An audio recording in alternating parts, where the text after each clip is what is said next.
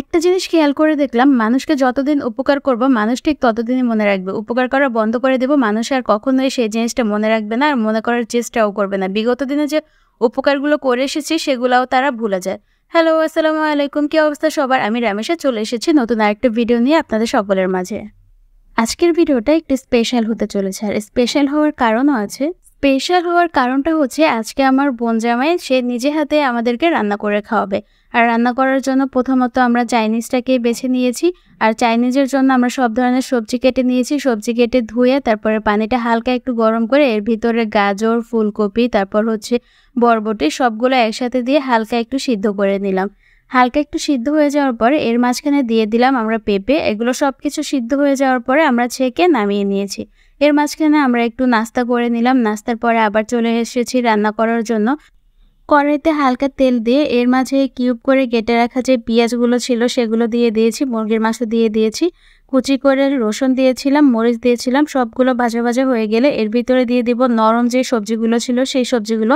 নরম বলতে আগে সিদ্ধ হবে, যেমন বাঁধাকপি, এরপরে হচ্ছে সিদ্ধ করে রাখা যে সবজিগুলো ছিল এগুলো সব কিছু দিয়ে খুব ভালোভাবে নেড়ে নিচ্ছি।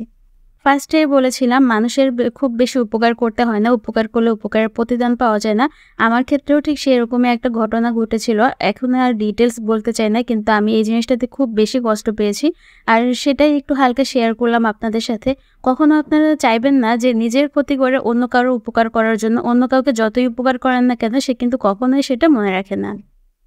কথা বলতে বলতে আমাদের ভেজিটেবলটা কিন্তু রান্না হয়ে গিয়েছে। এরপরে আমরা চিকেনটা রান্না করব। আর চিকেন রান্না করার জন্য প্রথমত মুরগির মাংস ধুয়ে এর ভিতরে সব ধরনের মশলা দিয়েছি। মশলার ভিতরে আদা, রসুন, পেঁয়াজ, তারপর হচ্ছে ডিম, কর্নফ্লাওয়ার, আটা, কিছুটা সস দিয়ে সবকিছু একসাথে মেখে আমরা রেখে দিয়েছি।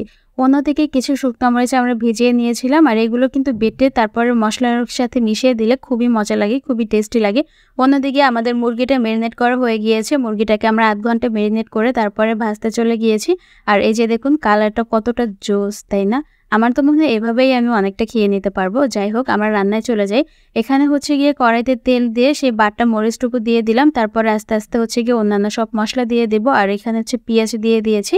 এগুলো যখন হালকা হয়ে যাবে এর ভিতরে হচ্ছে টমেটো সসটা দিয়ে দেবো। টমেটো সসটা দিয়ে খুব ভালোভাবে নেড়ে চেড়ে তারপরে এর মাঝখানে আমরা মাংসটা দিয়ে দিচ্ছি। বেশিক্ষণ কষাতে হবে না, কারণ আমরা এটা আগে ভেজে নিয়েছিলাম, তাই হালকা একটু কষিয়ে এর ভিতরে পানি দিয়ে দিয়েছি। আর পানির পরে এর ভিতরে একটু হালকা কর্নফ্লাওয়ার দিয়ে দেবো। নিজের বোন জামাই বলে বলছি না, হাতের রান্না কিন্তু সত্যিই অনেক মজার ছিল, অনেক মজার ছিল, যেটা কিনা আমরাও বাসায় রান্না করলে এতটা মজার হতো না। আর এটা একদম পুরো রেস্টুরেন্ট স্টাইলেই হয়েছে, একদম নিখুঁতভাবে পাই টু পাই কোন জিনিস কোথায় লাগবে, কতটুকু দিতে হবে, কিভাবে দিতে হবে, সব কিছু নিখুঁতভাবে করতেছে। মনে হচ্ছে সে কোনো রেস্টুরেন্টে চাকরি নিয়েছে, তার একটু যদি ভুল হয় তাহলে কিন্তু চাকরি কাটা যাবে, এরকমভাবে রান্না করেছে। আসলে এই রান্নাটা খুবই মজার ছিল। এদিকে আমাদের চিকেন রান্নাটা হয়ে গিয়েছে। এরপর আমরা ফ্রাইড রাইস রান্না করব। ফ্রাইড রাইস রান্না করার জন্য প্রথমত আমরা গাজর, বাঁধাকপি আর হচ্ছে গিয়ে বরবটি নিয়েছি। রান্না কিন্তু আমরা সবাই করতে পারি, কিন্তু খুব নিখুঁতভাবে রান্না আমরা কয়জনে করতে পারি? খুব নিখুঁতভাবে রান্না করার জন্য কিন্তু একটা আর্ট প্রয়োজন। আর আমার মনে হয় সেই আর্টটা আমার জামার ভিতরে আছে। সে একদম পুঙ্খানুপুঙ্খানুভাবে খুব নিখুঁতভাবে করতেছে। আমি আবারও তার প্রশংসা করতেছি, কারণ আমার কাছে এই জিনিসটা খুবই ভালো লেগেছে। আর এইদিকে আমাদের রান্না শেষ হয়ে গিয়েছে। শুধু যে রান্না করেছে তা না, এই সার্ভ কিন্তু সেই করেছে, সবাইকে খুব সুন্দরভাবে পরিবেশন করে দিয়েছে। খাবারটাও খুবই মজার ছিল। আর আজকের মতো আমার ভিডিওটা এখানেই শেষ করছি। সবাই আমার চ্যানেলের এবং পেজের সাথেই থাকবেন। আল্লাহ হাফেজ।